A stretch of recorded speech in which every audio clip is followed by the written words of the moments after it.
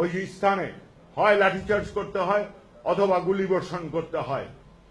সেই এলাকায় ওনারা অন্তত কোনো গন্ডগোল করতে দেন নাই।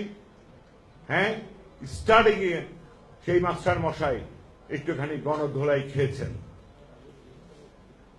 আমি যখন ওখানে গিয়ে পৌঁছালাম, হাজার হাজার মানুষ আমাকে ছেঁকে ধরল, এমপি সাহেব আপনি এ ব্যাপারে কথা বলবেন না, আপনি শুধু এই শিক্ষককে আমাদের হাতে ছেড়ে দেন, আমরা তাকে কুচি কুচি করে কেটে কাক দিয়ে খাওয়াই দেব, তবু এই শিক্ষক এই এলাকা ছেড়ে যেতে পারবে না।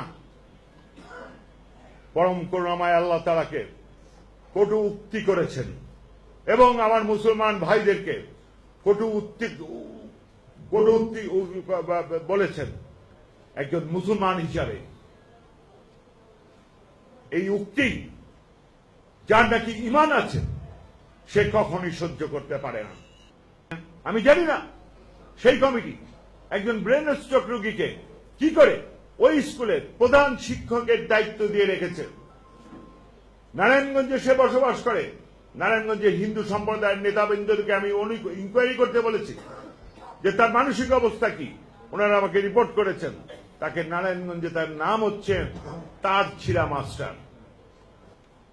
আমার দুঃখ, আমার সহকর্মী সংসদ সদস্যরা আমাকে একবার টেলিফোন করেও জিজ্ঞেস করেন নাই যে কি পরিস্থিতি ঘটেছিল, তাদের জীবনেও এই ধরনের পরিস্থিতি ঘটতে পারে। আমাকে তারা ডাকতে পারতেন, আমার সাথে আলোচনা করতে পারতেন, আমাকে তারা বলতে পারতেন, আমাকে তারা শাসন করতে পারতেন, অথচ তারা উত্তপ্ত করলেন। আমি আজকে নারায়ণগঞ্জ উত্তপ্ত। একজন নেতা, বলা হলো নেতা, আমাকে জনগণের সামনে প্রকাশ্যে মাপ চাইতে হবে।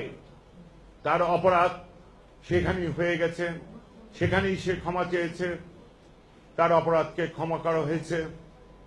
সে ইসলামের উপর আঘাত করেছে, সে ক্ষমা চেয়েছে, এলাকার মানুষ তাকে ক্ষমা করে দিয়েছে।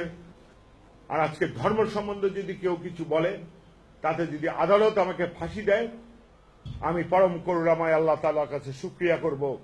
আমি অন্তত জাহান্নাম থেকে বেঁচে আমি এই দুনিয়ায় আল্লাহকে কটাক্ষ করে কথা বলার জন্য আমি কাউকে শাস্তি দিতে পেরেছি। তাতে আমার ফাঁসি হোক, তাতে আমার ফাঁসি হোক, আমি স্বেচ্ছায় সেই ফাঁসি আমার গলায় পড়ে দেব। আমি এই কারণে ক্ষমা চাইব না।